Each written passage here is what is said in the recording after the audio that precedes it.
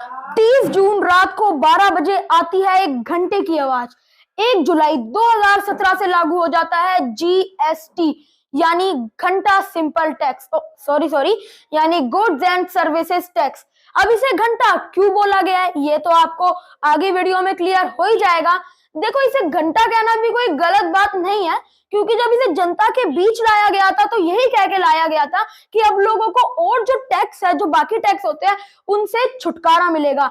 लेकिन अगर आप अभी भी देखोगे तो पेट्रोल, डीजल और लीकर को अभी भी वैट में रखा गया है। तो ये कहना तो बेईमानी होगी ना कि एक देश एक टैक्स, क्योंकि इसका मेन पर्पस ये था, एक देश एक टैक्स। और वैसे भी सरकार है, कुछ भी बोल सकती है। इन 70 सालों में टैक्स सिस्टम के अंदर एक नया रेवोल्यूशन आता है, एक क्रांति मिलती है टैक्स सिस्टम को, जो कि किसी ने सोची ना होगी। नमस्कार, मेरा नाम पार्थ हिंदुस्तानी। जीएसटी इतने टुकड़ों में बंट चुका है ना कि अब जनता को भी नहीं पता कि वो किस आइटम पे कितना जीएसटी दे रही है सरकार को। और सरकार को इस बात की चिंता है, यार कोई सामान ऐसा तो नहीं छूट गया जिस पर हमने जीएसटी ना लगाया हो। जितना ज्यादा जीएसटी हो सकता है ना, सरकार उतनी कोशिश करती है लोगों से जीएसटी निचोड़ने की। Absolutely. Thank you. जनवरी 2025 में सरकार को मिलती है एक नई खुशखबरी कि 2024 में सरकार को मिले 1.77 लाख करोड़ का जीएसटी, जो कि पिछले साल से 7% ज्यादा है। 7% ही तो ज्यादा है। अभी तो सरकार और कमाएगी जीएसटी से। जीएसटी अभी अपनी टॉप पर है, महंगाई बिल्कुल पीक पर है। हमारा जो इंडियन रुपीस है वो निचले स्तर पर जा चुका है, लेकिन जीएसटी कलेक्शन पूरे टॉप पर है।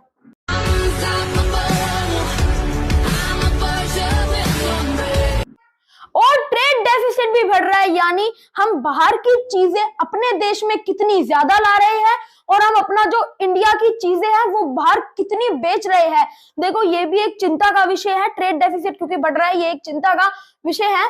देखो, और अगर आप ये भी देखोगे, जो मिडिल क्लास होता है ना, मिडिल क्लास भी श्रिंक होता जा रहा है, खत्म होता जा रहा है। नहीं, खत्म होने का मतलब है कि अब वो पुअर क्लास की तरफ जाता जा रहा है।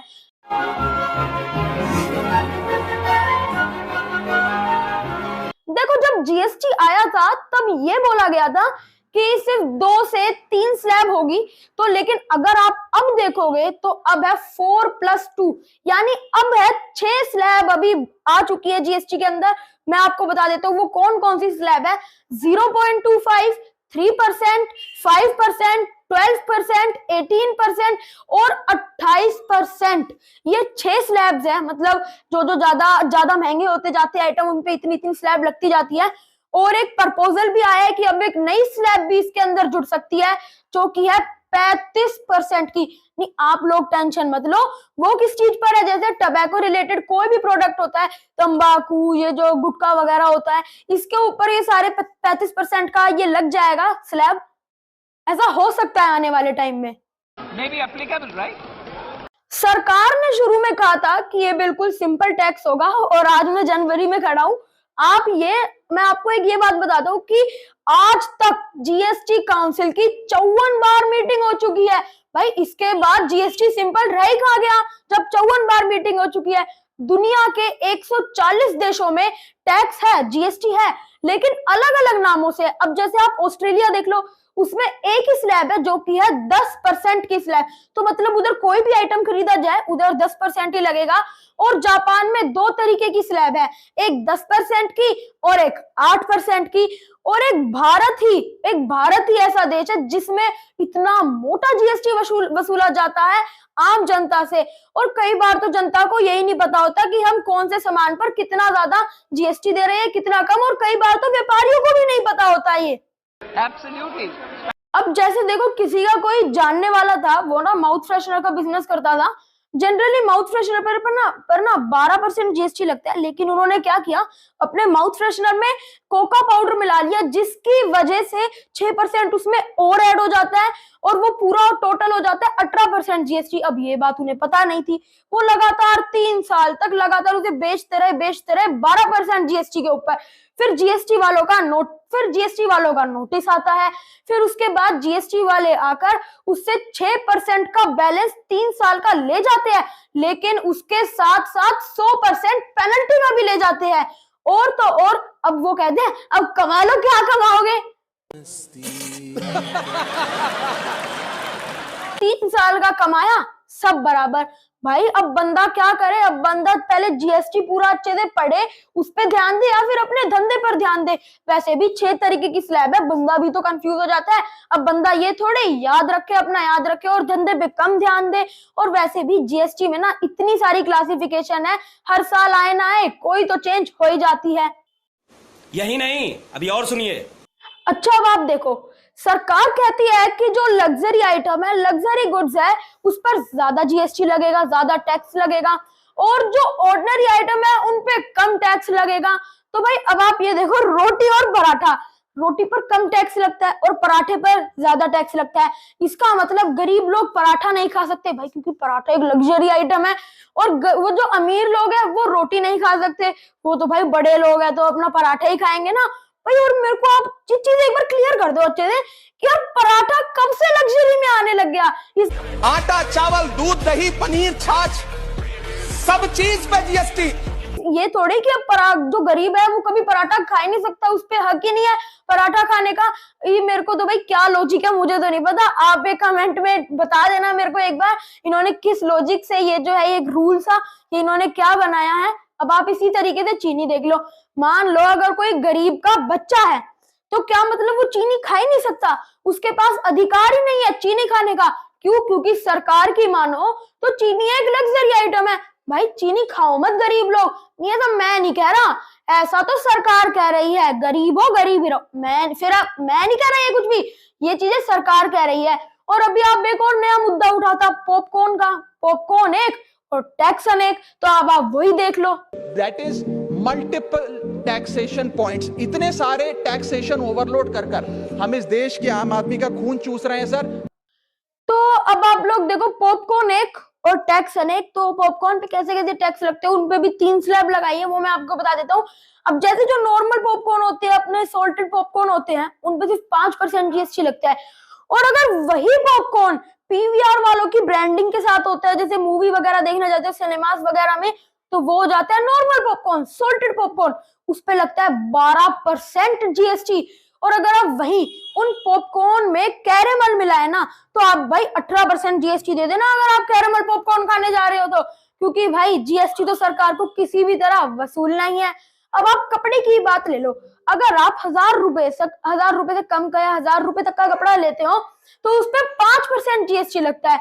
और वहीं अगर आप 1000 रुपए से ऊपर का कोई कपड़ा ले लेते हो तो उस पर 12% जीएसटी लगता है। भाई अब आप एक बार मुझे ना ये बात बताना कि 1000 रुपए से कम में या 1000 रुपए तक का एक ढंग का ना शॉल आता, ना कोई ऐसा कपड़ा आता जो कि ठंड लगने से हमें बचा सके। तो भाई इसका मतलब तो सरकार यही कहना चाहती है कि गरीब लोग 1000 तक का पहनेंगे और अमीर लोग ही होंगे जो 1000 से ऊपर तक का खरीदेंगे। ये मतलब थोड़ी होता है कि जो गरीब लोग हैं वो 1000 से ऊपर का नहीं पहन सकते। और अब आप इसी तरीके से जूते पर देख लो, अगर मान लो आपने 1000 रुपए तक का जूता लिया तो उस पर 12% जीएसटी लगेगा। और अगर वहीं आप 1000 रुपए से ऊपर का जूता ले लेते हो तो उस पर 18% जीएसटी लगेगा। भाई 1000 रुपए में कौन सा अच्छा जूता आता है जो कि लाइफ टाइम चलता रहे, कभी टूटे ही ना? ऐसा थोड़ी होता है कि कोई गरीब लोग है तो वो 1000 रुपए से ऊपर का जूता पहन नहीं सकते, उनका अधिकार नहीं है कि नहीं पहनना आपको 1000 रुपए से ऊपर का जूता। और एक और ऐसी है केस आते हैं, मतलब एक यही चीज है कि मान लो अगर 15,000 से ऊपर का आप लोग जूता पहनते हो तो उस पे 18 से 28% का जीएसटी लगेगा, क्योंकि भाई वो तो लग्जरी आइटम है ना, इसीलिए।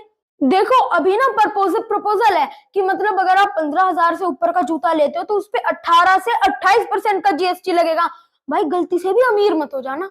अरे ये फिल्में टैक्स फ्री करने वाले लोग कफन तक पर जीएसटी लगा रहे हैं और ये गरीबों की बात करते हैं। देखो सरकार कहती है कि सिर्फ 3% लोग टैक्स देते हैं, तो भाई क्या जीएसटी एलियंस आ रहे हैं और वो टैक्स भर के जा रहे हैं, जो जीएसटी भर के जा रहे हैं? भाई हर छोटी सी छोटी चीज पर भी जीएसटी है, हर गरीब व्यक्ति तक जीएसटी देता है। तो आप लोग ये ना बोले कि सिर्फ 3% लोग टैक्स देते हैं, जो गरीब है वो भी टैक्स देते हैं और सारे टैक्स देते हैं। इस सज्जन को क्या तकलीफ है भाई? क्या तकलीफ है इनको? अब भाई अब असली खेल समझो लग्जरी लग्जरी लग्जरी का। देखो देखो लग्जरी बोलकर तो ज्यादा जीएसटी तो निचोड़ लेती है सरकार। देखो चलो इस बात में तो सरकार ने एहसान किया है कम से कम कि जो बच्चा 12वीं तक पढ़ेगा उस पर उसकी फीस में कोई भी जीएसटी नहीं है।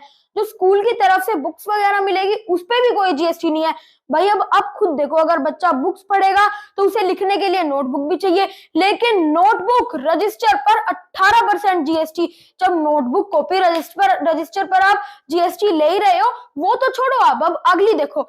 अब जैसे पेंसिल है, पेंसिल पर 12% जीएसटी।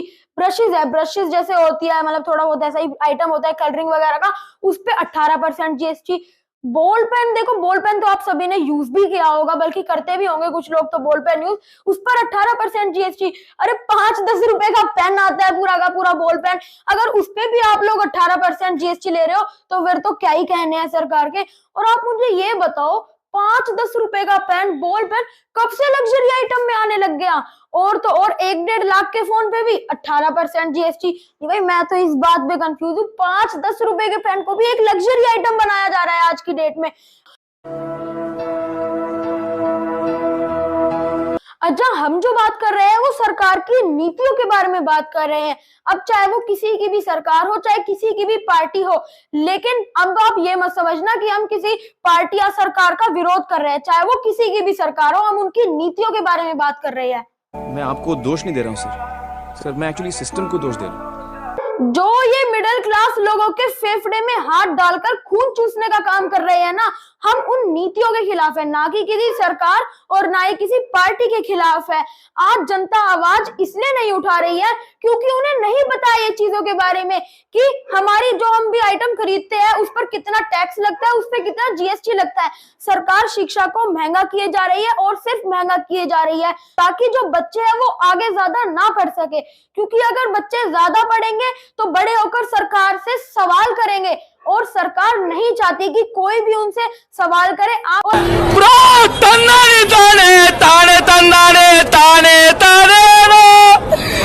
स्कूल कॉलेजेस की फीस पर जीएसटी नहीं है, ये सरकार ने एहसान किया है जनता पर।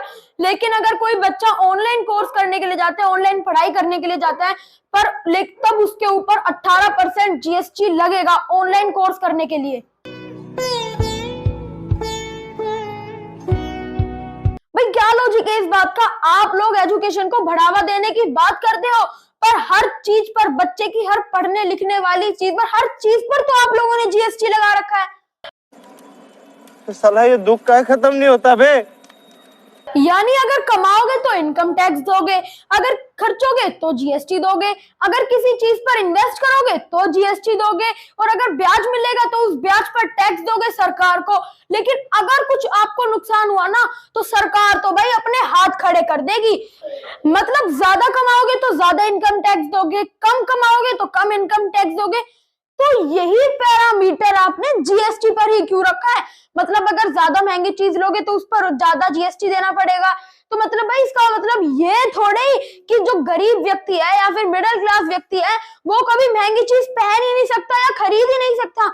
ये हम सिर्फ हमारे भारत में होता है। अरे बाप रे, ये तो धोती खोल रहा है।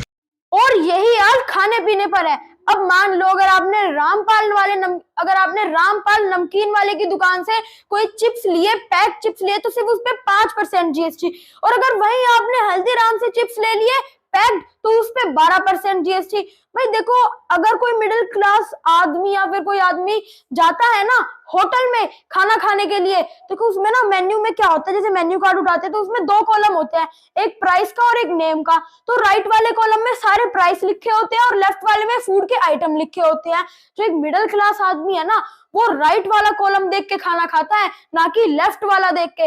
मैं तो कहता हूँ आप लोग ना एक तीसरा कॉलम भी ऐड करो जो कि है जीएसटी कॉलम। उसमें क्या होगा, जिस पर कम जीएसटी होगा ना लोग वो खाना ज्यादा पसंद करेंगे। लाइफ इंश्योरेंस पर भी जीएसटी है। अरे ये तो एक बेसिक नीड है अपने परिवार के लिए, अपने परिवार वालों के लिए। लेकिन अगर सरकार ने इस पे जीएसटी छोड़ दिया ना तो सरकार को सालाना 2600 करोड़ रुपए का नुकसान होगा, और जो सरकार को कतई बर्दाश्त नहीं होगा, क्योंकि भाई सरकार भी नहीं चाहती कि मिडिल क्लास को कहीं इतना सा, कहीं थोड़ा सा तो फायदा हो। आप अमीरों के कर्जे माफ कर रहे हैं, उद्योगपतियों के कर्जे माफ कर रहे हैं, और मिडिल क्लास से आपका कोई रिश्ता नहीं। मिडिल क्लास तो बस टैक्स देता है इंडिया। ऐसा लगता है कि इंसान 6 महीने अपने लिए कमाता है और 6 महीने सरकार के लिए। इस देश में टैक्स देने वालों की कीमत पर फ्री रेवड़ियां बांटी जा रही है ताकि राजनीतिक दलों को वोट मिल सके। ये आपने देखा कभी? ये मैंने नहीं देखा, ये आज देख रहा हूँ। अच्छा, ये नहीं। कोई राजनीतिक दल टैक्स भरने वालों को 25 लाख का बीमा, राशन या मुफ्त की बिजली क्यों नहीं देता? जरा सोचिए। धन्यवाद। अच्छी बात बोली, आपको अच्छी लगी तो ऐसे थोड़ा मार दीजिए हाथ, आप थोड़ा सा मार दीजिए।